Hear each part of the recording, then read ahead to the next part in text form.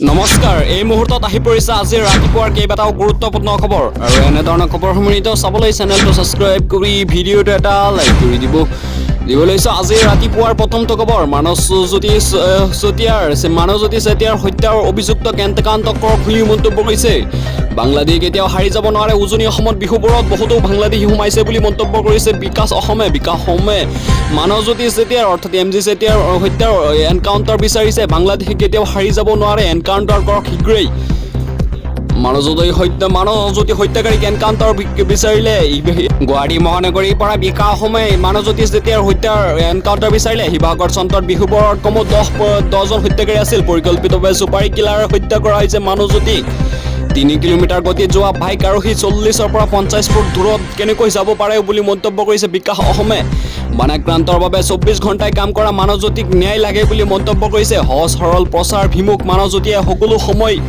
ৰাইজৰ সৈতে দিছে মুখ্যমন্ত্ৰীৰ একশ্যনৰ বাবে আমি ৰৈ আছো এনকাউণ্টাৰ কৰক বুলিও মন্তব্য কৰিছে তদন্তৰ পিছতে মিয়া বাংলাদেশীৰ বিৰুদ্ধে অভিযান চলিব বুলি মন্তব্য কৰিছে বিকাশ অসমে মানৱজ্যোতি হত্যাকাৰী এনকাউণ্টাৰ বিচাৰিলে বিকাশ অসমে গুৱাহাটী মহানগৰীৰ পৰা কিয়নো মানৱজ্যোতি চেতিয়া এজন সমাজধৰ্মী ব্যক্তি আছিল শিৱসাগৰ চন্দ্ৰক বিহুবোৰত কমেও 10জন মান অপৰাধীৰ বিৰুদ্ধে গোচৰ ৰুজু হৈছিল তেখেতক শীঘ্ৰেই উচিত তদন্ত হ'ব লাগে বুলি মন্তব্য কৰিছে শিৱসাগৰ মানৱজ্যোতি চেতিয়াৰ ঘটনাত বৰ্তমান বাংলাদেশীও জড়িত আছে বুলি মন্তব্য কৰিছে অসমীয়া যুৱ মঞ্চে অবৈধ বাংলাদেশীৰ ওপৰত কঠোৰ একশ্যন লোৱাৰ দাবী কৰিছে অসমীয়া যুৱ মঞ্চে অন্য এটা খবৰ দিবলৈ নেপালৰ প্ৰলয়ংকাৰী ভানত এতিয়া পৰ্যন্ত কমেও 95জন লোকৰ কৰুণ ঘটনা সংঘটিত হৈছে চলি আছে উদ্ধাৰ অভিযান ভাৰতৰ পৰা অৰ্থাৎ অসমৰ পৰাও বহুত মানুহ পৰ্যটক হিচাপে গৈছিল নেপালত কিন্তু বৰ্তমান অনুসন্ধানহীন হৈ আছে 500 শতাধিক লোক নেপালৰ প্ৰলয়ংকাৰী ভানত এই পৰ্যন্ত মৃত্যু হৈছে 95জনৰ লোকৰ মৃত্যু হৈছে এই পৰ্যন্ত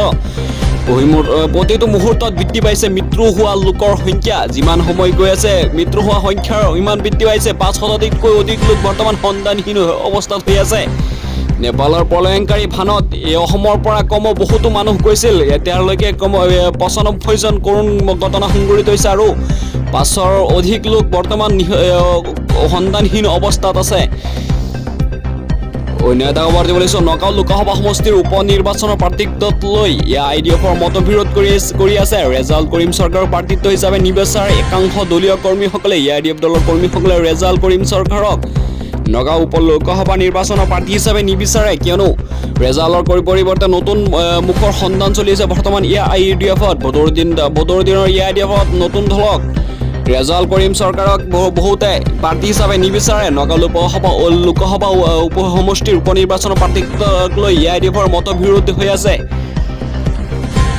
অন্য এটা খবৰ দিলৈছো বিজেপিলৈ আহি আছে দেৱব্ৰত শইকীয়া দিল্লীৰ পৰাই মন্তব্য কৰিছে পৰোক্ষভাৱে আমাৰ মুখ্যমন্ত্ৰী ডক্টৰ হিমন্ত বিশ্ব শৰ্মাই মন্তব্য কৰিছে যে বিজেপিলৈ আহি আছে শীঘ্ৰেই বিজেপিলৈ আহিব 2030 চনতে দেৱব্ৰত শইকীয়াই কিয়নো বিজেপিত যোগদান কৰিব বৰ্তমান জ্যেষ্ঠ কৰ্মীগৰাকীয়ে কংগ্ৰেছৰ জ্যেষ্ঠ নেতা দেৱব্ৰত শইকীয়াই দিল্লীত মুখ্যমন্ত্ৰী ডক্টৰ হিমন্ত বিশ্ব শৰ্মাই মহাবিস্ফোৰণ লোকসভা নিৰ্বাচনৰ পাছতে যোগ দিব বিজেপিত দেৱব্ৰত শইকীয়াই এনেদৰে মন্তব্য কৰিছে পৰোক্ষভাৱে 2030 চনত বিজেপিত যোগদান কৰিব দেৱব্ৰত শইকীয়াই অসমৰ মুখ্যমন্ত্ৰী ডক্টৰ হিমন্ত বিশ্ব শৰ্মাই কৈছে আৰু সমষ্টি পুনৰ নিৰ্ধাৰণৰ পাছতে ভাৰিব আসন বঢ়াৰ লগে লগে তেখেতে নিৰ্বাচনো খেলিব বিজেপিৰ হৈ তেতিয়া দেৱব্ৰত শইকীয়াই বিজেপিত যোগদান কৰিব শইকীয়াৰ লগতে আৰু আন বহু নেতাই যোগদান কৰিব বিজেপিত দেৱব্ৰত শইকীয়াৰ প্ৰসংগ পৰোক্ষভাৱে অসমৰ মুখ্যমন্ত্ৰী ডক্টৰ হিমন্ত বিশ্ব শৰ্মাই দিলে ইংগিত দেৱব্ৰত শইকীয়াই বিজেপিলৈ আহিব বুলিও চৰ্চা চলিছিল অসমত তেখেতসকলে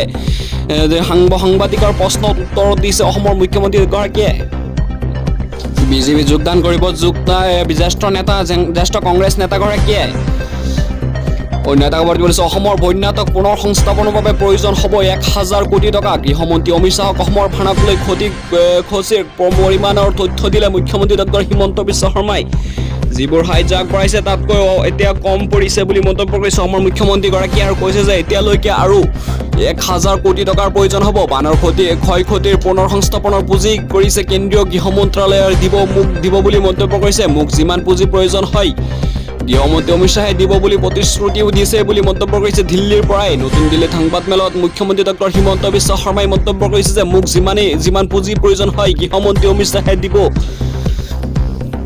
অন্য এটা খবৰ কৰিছোঁ বিদ্যুতৰ কাম কৰি থাকোঁতে হুকাও ঘটনা সংঘটিত হৈছে ৰাজ্যত। আপুনি যদি বিদ্যুতৰ কাম কৰে তেন্তে আপুনি সতৰ্ক হৈ যাওক, কিয়নো এজন হোমেদৰ ভৰিৰ কৰুণ ঘটনা, হোমেদৰ ভৰি নামৰ এজন ব্যক্তিৰ সৈতে কৰুণ ঘটনা সংঘটিত হৈছে। তাৰপিছতে ৰাজ্যত উত্তপ্ত পৰিস্থিতি সংঘটিত হৈছে। বিদ্যুতৰ কাম কৰি থকাতে হুকাও ঘটনা সংঘটিত হৈছে। ৰাজ্যত বিদ্যুতৰ কাম কৰি থাকোঁতেই ৰাজ্যত হুকাও ঘটনা সংঘটিত হৈছে। আপুনি যদি বিদ্যুতৰ কাম কৰে তেন্তে আপুনি সতৰ্ক হৈ যাওক। হেমেদৰ ভৰি কৰুণ ঘটনাক লৈ উত্তপ্ত হৈছে পৰিস্থিতি। বোকাখাত বিদ্যুৎ সংমণ্ডলৰ কৰ্মচাৰী আছিল লোকজন। বিদ্যুৎ বিভাগৰ গাফিলতিৰ ভাৱেই এনে ঘটনা সংঘটিত হোৱাৰ অভিযোগ উত্থাপিত কৰিছে পৰিয়ালৰ লোকে। ভয়ংকৰ ঘটনাৰ পিছতে উত্তপ্ত পৰিস্থিতি হৈছে। পৰিয়ালৰ লোকে কান্দোনত ভাগি পৰিছে বুলি বৰ্তমানলৈকে পোহৰলৈ আহিছে।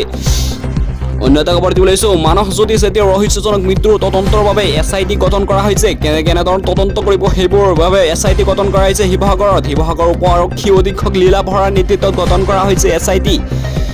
SITত আছে আমগুৰি থানাৰ OC মৃদুল হাজৰিকা, নাজিৰা থানাৰ SI তথা গোচৰটোৰ তদন্তকাৰী বিষয়া চিৰাজ শইকীয়া, নাজিৰা থানাৰ WSI ভূমি ভ্ৰমণক বৰ্তমান দায়িত্ব দিয়া হৈছে। মুঠৰ ওপৰত SIT গঠন কৰা হৈছে মানৱজ্যোতি চেতিয়াৰ ৰহস্যজনক মৃত্যুৰ বাবে, কিয়নো বিভিন্ন দল সংগঠনে উজনি অসমৰ বিভিন্ন দল সংগঠনে মানৱজ্যোতি চেতিয়াৰ, কিয়নো তেখেত বীৰ লাচিত সেনা আছিল, ভানাক্ৰান্ত লোকসকলৰ বাবে তেখেতে সদায় সহায় কৰি আছিল। তাৰপিছতেই তেখেতৰ তদন্তৰ বাবে যাতে উচিত তদন্ত হয় আৰু বিকাশ অসমেতো ডাইৰেক্ট এনকাউণ্টাৰ বিচাৰিছে, SIT গঠন কৰিছে। তাৰপিছতেই SIT গঠন কৰি তাৰ উচিত বিচাৰ কৰিব লাগে বুলি মন্তব্য কৰিছে উজনি অসমৰ দল সংগঠনে।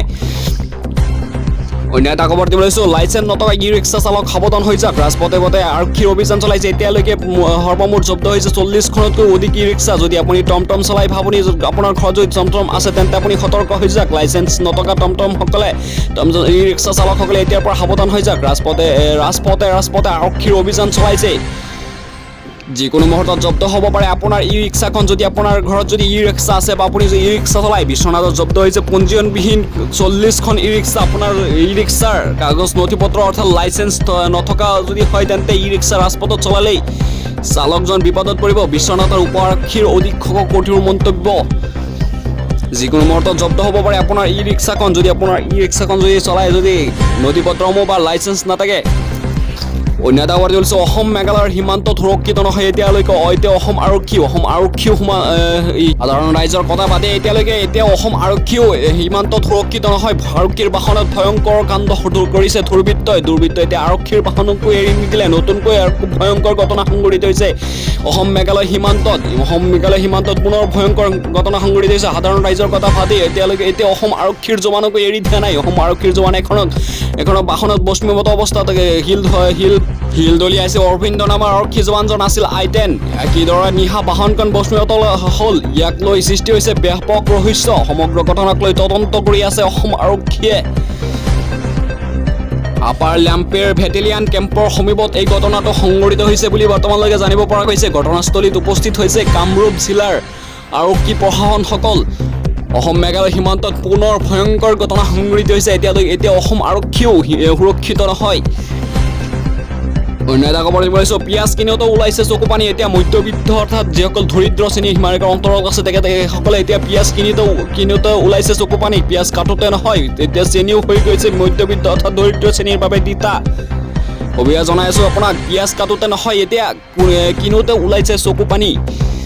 ৰাজ্যত মধ্যবিত্তৰ বাবে এতিয়া যেন চেনিও হৈ গৈছে তিতা। মিঠা চেনি এতিয়া তিতা হৈ গৈছে, কিয়নো প্ৰতি গ্ৰাম চেনি 60ৰ পৰা 70 টকা হৈ গৈছে প্ৰতি কিলো চেনিৰ দাম। মূল্যবৃদ্ধিয়ে হেঙাৰ কৰি পেলাইছে দৰিদ্ৰ শ্ৰেণীক। ৰাজ্যৰ বজাৰৰ হেৰাই বৃদ্ধি পাইছে।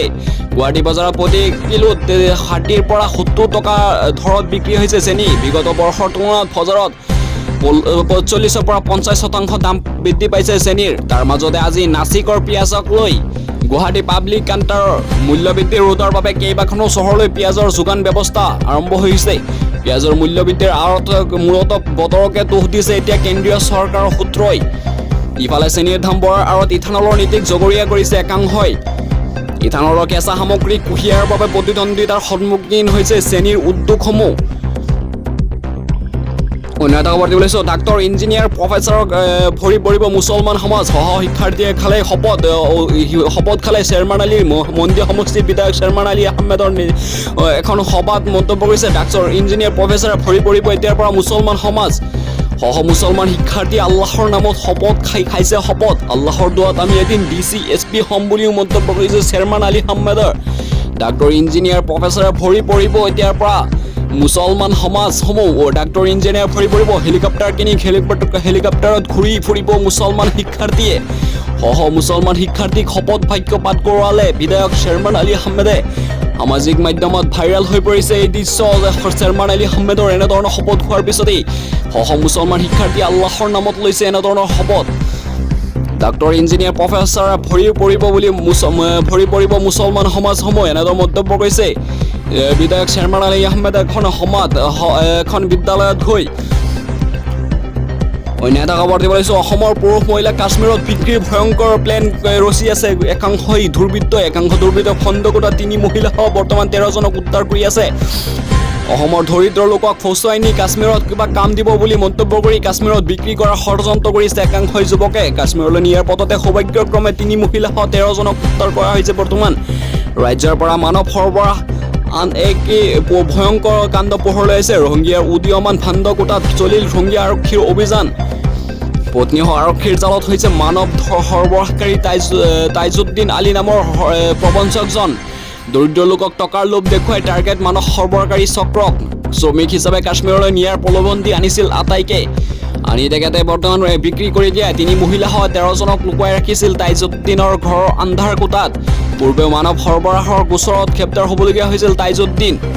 পূৰ্বেও তেখেতে মানৱক প্ৰবঞ্চ কৰি অসমৰ পুৰুষ মহিলাৰ সৈতে ভয়ংকৰ পৰিকল্পনা ৰচিছিল তাইজুদ্দিন আহমেদৰ নামৰ এজন যুৱকে। দৰিদ্ৰ লোকক ফচুৱাই নি তেখেতে কাশ্মীৰৰ বিক্ৰী কৰাৰ ষড়যন্ত্ৰ কৰিছিল তাইজুদ্দিন নামৰ প্ৰবঞ্চকে।